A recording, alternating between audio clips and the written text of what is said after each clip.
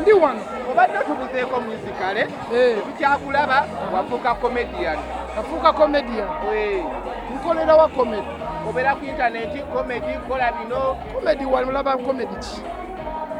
weefuula emitwe ogyetemako neweefuula nti waliwo akueditize kumbe gwe weedi lwaki olowooza waliwo nenzakikola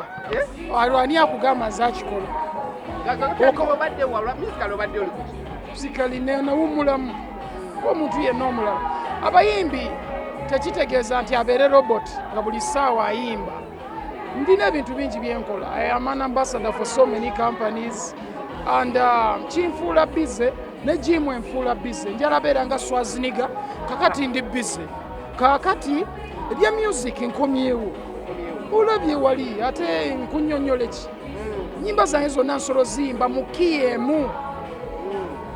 bayimbi abasinga tebasobola nayimba nyimba zaabwe ate mugamba ndi comedian mugende mukebere abo abayimbi be bayimba mulyoke mukomewo ewange kyangu nnyo kozi osobola okwawula comedian n'omuyimbi tesikola comedy singa nali nkola comedy mwandinabye comedy store nga nina seeti yakukola comedy naye ogwo omulimu muzibu gwolooza Salvador aplaninga ekintu kyoba comedian yenna n'ayimirira n'aplaninga seeti ye najja n'agikola naye nze kyenkola is marketing brands with humor ne vibe n'omuzannyo okozinze ndi half comedian mu byange ebyokusaagasaaga ng'omuntu omulala gwe tolina bantu ewammwe eyo nga basaagirira nga nesiba comedian professional so nze omu ku abo abantu abalinga omuntu akola comedy naye nga si kyenkola kozi ogwo omulimu waliwo abagusobola nga bakabi ze kyensinga okukola kwe kuyimba. Ogeze n'ogamba muno music abadde afudde. Yes. N'ogamba okomyewo. Yes. Music kikoga kuba music kwaffe tulaba music wali muyira. Bwe mulowooza kyangu nnyo omanyi lwaki abantu baba bambuuza lwaki sikyayimba. It's because nze muyimbi. Sigamba abalala si bayimbi. Naye nina ekyenjawulo kyengattawo. So bwemba siriiwo waliwo ekyenjawulo ekiba kikola ki ekiba kibulawo. So kyova olaba nkugambye nafunye ekirooto ng'ekikinzikira kiŋŋamba nkomewo ne ŋŋamba why not eka nkomewo nyambe industry cause industry erabika ng'erimu abantu abatakikola nti bakyagala bakikola lwakuba bakinoonyamu ssente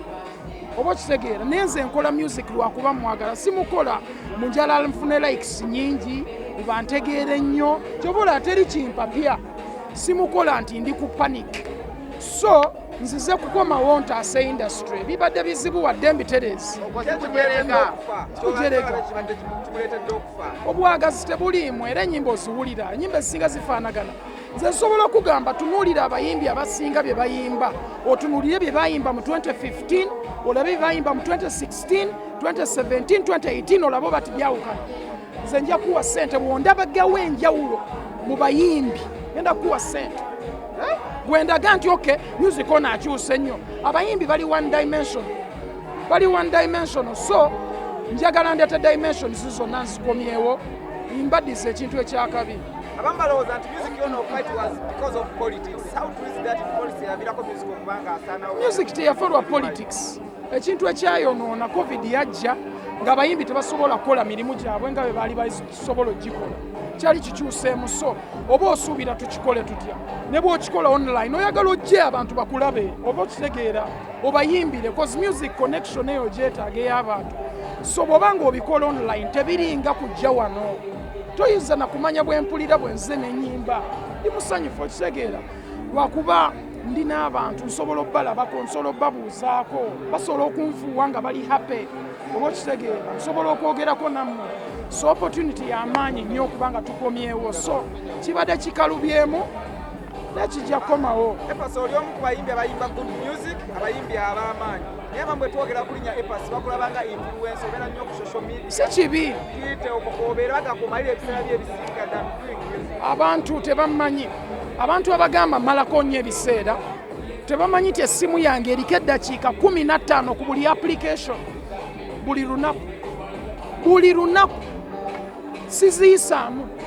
so nja kujja nziremu abantu benzizeemu nveeko tekeyo byentaddeyo nsasulwe gwoyogere nze nkuleka gwe n'oyogera gwe kyoba omanyi kyakwogera so kiri okay so omuntu ajja agamba oke wafuuka influencer kyekiŋŋaana nga ndi influential okubeera nga ndi influencer kiki kiriwo aman influential man so lwaki sibeera influencer oba okitegeera I can influence people so why not so nina okikola. In 2021 you had a dream of kwesimbawo omubaka bwa parliament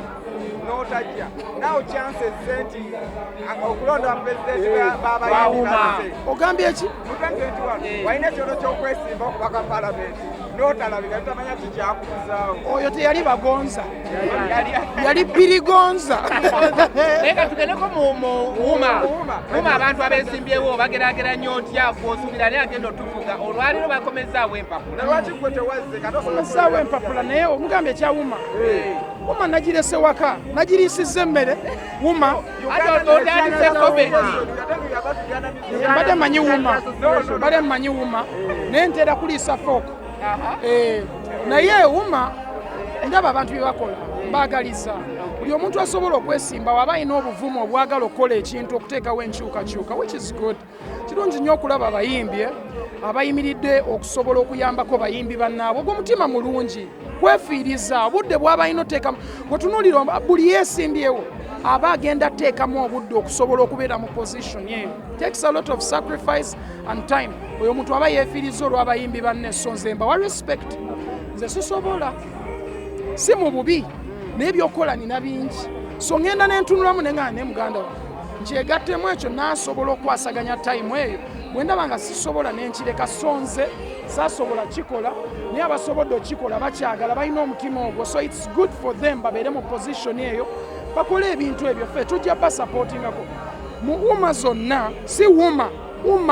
zonna mwe mwagiyise wuma naye wuma ebagiiko kakati ndi comedian mwagambye ndi comedian kakati nze mu wuma zonna mbadde advisor okuva mu yasooka that means they trust me as someone gwe basobola okwebuuzaako oba okise ndi elder mu kintu kino ndi elder mpulira bulungi ompulidde bulungi oluzungu gambye ndi elder mu music si 10 years nasooka ogenda okurecordinga oluyimba mu 2003 awo nayisaawo myaka mingi from 2003 to now emyaka gibeemeka tewakola math tewakola bive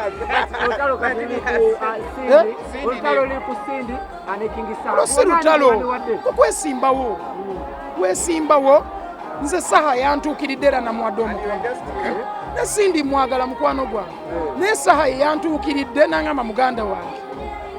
njagala tukwasaganya ekintu kino ekinjala kuyimirira zinadde simanyi nti alina serious naye yazze waka ne tutuula ne tunyumya ne tukola n'oluyimba ffe ne mubyogamba mbu simanya twerabye bulabi lwagundi twasoose nakukola luyimba okusobola okudda ku bintu bya wuma so mu kulaba okwange it's beautiful omuntu okuyimirira bonna ya muzalaye ekyo ekisooka ye n'agamba levo ya wuma si gy'aliko ayagala bwa minisita alowooza ali ku levo ya fooko tali ku levo ya wuma nedda kyendowooza Bebe Cool ne Saha babadde n'embiranye tosobola gamba akyakyogera because bayinamu friction already oba okitegeera si kiwa nti akyogera lwakuba alowooza oli tajja sobola omuntu osobola tegeera nti tannasobola nga tannabakola gwe muleka alemererwa ogambe n'olaba musajja talina byasobola kukola naye bw'ojja ate n'ogamba tasobola kukola ayinza okuswaza toyagala swala Bebe Cool toyagala swala mpulira bulungi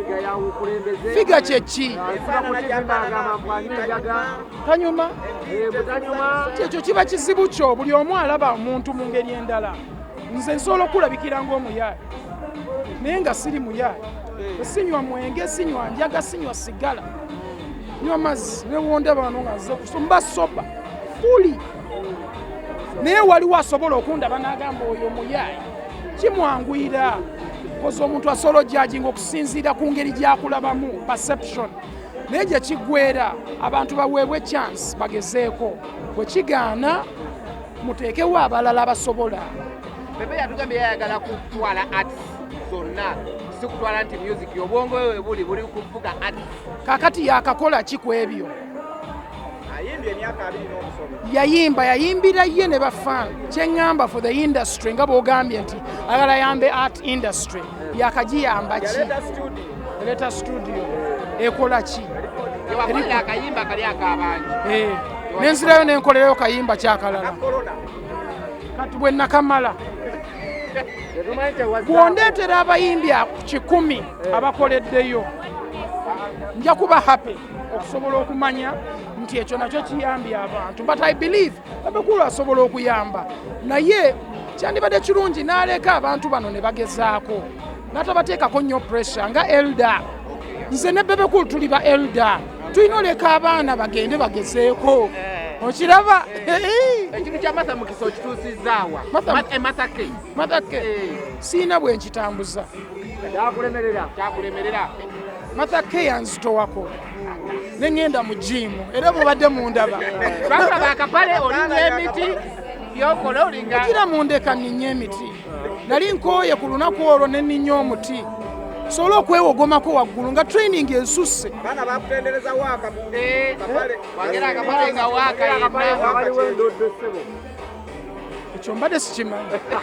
sikimanyi sijja balinda mbadde sikimanyi ekyawaaka kubanga nava dda mu ssomero sirina waaka gwe nkola oyo si waaka ezo ziba nnyimba oziise nnyimba si wekiri bwe kiri si bwe kiri ssebo olina kyekyobuuza oba owootose tumira amagundi Flavia tumusime tuve wano sisobola mutumira bamuwasa sina nge gye mutumira ati mbayiwako omukisa omukyala gwenjogera omukyala gwengezaako kwepikira nga bamuwasa kintu kimutambulira naye mulinde mujalaba mukyala wange naye gyali ali eyaninze ali ku wardrobe atudde agamba bebi ajja ddi nange ndi awo ŋŋamba nzirayo ddi ewaka mulabe ali Masaka